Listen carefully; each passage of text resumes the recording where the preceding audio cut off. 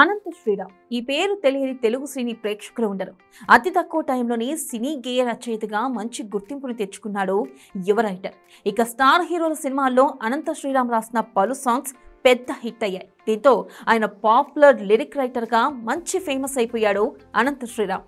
ఎన్నో అద్భుతమైన తెలుగు పదాలను ఎంతో అర్థవంతంగా పాటల రూపంలో రాస్తూ ఎన్నో అద్భుతమైన పాటలను తెలుగు ప్రేక్షకులకు పరిచయం చేసిన రచయితగా అనంత శ్రీరామ్కు ఎంతో ప్రత్యేకత ఉంది. అందుకే సీనియర్ రైటర్లతో సమానంగా రెమ్యునరేషన్ను అందుకుంటాడు ఈ టాలెంట్ రైటర్. ఇక ప్రతిభ ఉన్న రచయిత కావడంతో అనంత శ్రీరామ్ ఎక్కువగా తన పాటలో తెలుగు పదాలను ఉపయోగిస్తూ ఉంటాడు.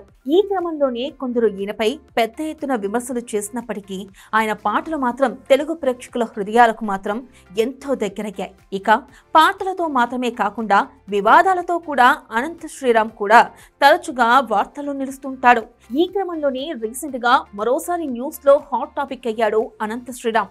అయితే ఈసారి వివాదంతో సావాసం చేసి కాకుండా సాహసం చేసి వార్తల్లోకి ఎక్కాడు అనంత శ్రీరామ్.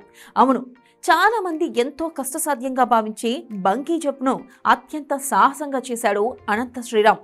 లడఖ్ లో పర్యటించిన ఆయన జన్స్కర్ నదిపై 10,500 అడుగుల ఎత్తు నుంచి కిందకు దూకి సాహసం చేశారు. దాదాపు 192 అడుగుల వరకు లోయలో ఆయన కాసేపు కిందకు వేలాడుతూ బంగీ జంప్ పూర్తి చేశారు. ఆ సాహసం పూర్తి చేసిన తర్వాత తాను మనిషినా గాలిపటాన్నా అనే అనుభూతి కలిగిందంటూ చెప్పుకొచ్చారు. ప్రతి ఒక్కరూ ఈ అనుభూతిని పొంది తీరాలంటూ తన అనుభూతిని పంచుకున్నారు.